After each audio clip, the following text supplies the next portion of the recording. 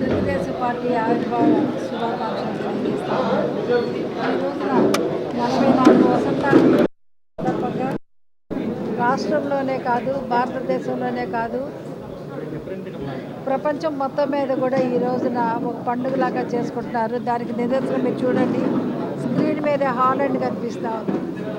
International లెవెల్లో కూడా ఈరోజు ఆవిర్భావ దినోత్సవం చేసుకుంటా ఉన్నారు. ఆ రోజున రామారావు గారు తెలుగువారి యొక్క ఆత్మగౌరవాన్ని కాపాడడం కోసంగా తెలుగుదేశం పార్టీని పెట్టడం కూడా జరిగింది. ఆయన తెలుగుదేశం పార్టీ పెట్టినాక ఆడవాళ్ళకు భద్రత కల్పించాలా అని చెప్పని ఉద్దేశంతో ఆ రోజున డ్వాక్రా సంఘాలు పెట్టడం అయితేనేమి, ఆడవాళ్ళకి ఆస్తిలో హక్కు కల్పించడం అయితేనేమి, కిలో ₹2 బియ్యం ఇవ్వడం అయితేనేమి, మద్యపాన నిషేధం అయితేనేమి, అవన్నీ చేయటం మీకు అందరికీ తెలుసు.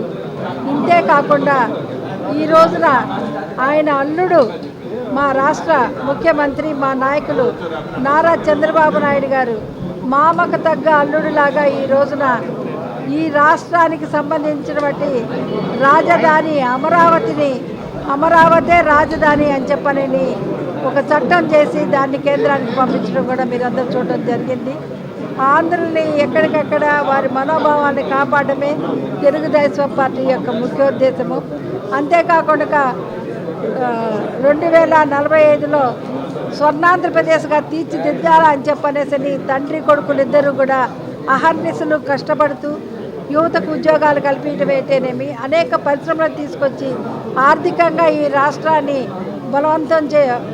బలం చేకూర్చే విధంగా కూడా పెట్టుబడులు పెట్టి ఈ రాష్ట్రాన్ని ఆర్థికంగా ముందుకెళ్ళే దాని విధంగా కూడా కృషి చేస్తూ ఉన్నారు. దీనివల్ల ఈ రాష్ట్రం మరింత అభివృద్ధి చెంది అనేక పరిశ్రమలు వచ్చి యువతకు ఉద్యోగ అవకాశాలు కూడా కల్పించబడతాయని చెప్పని తెలియజేసుకుంటాం.